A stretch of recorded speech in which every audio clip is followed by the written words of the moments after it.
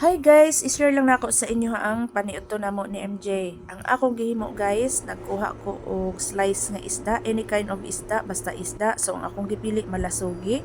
Gihugasan akong tarong, giasinan, gibutangan og luya.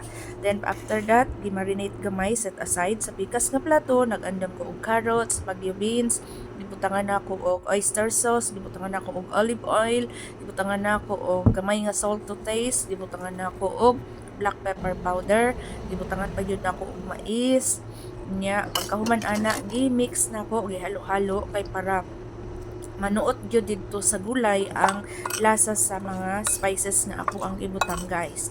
Then after that, pagkahuman og mix, gibutang nako dito sa plato kung asa nako timplahan ang isda. Kay ibutang nako siya all together dito sa steamer.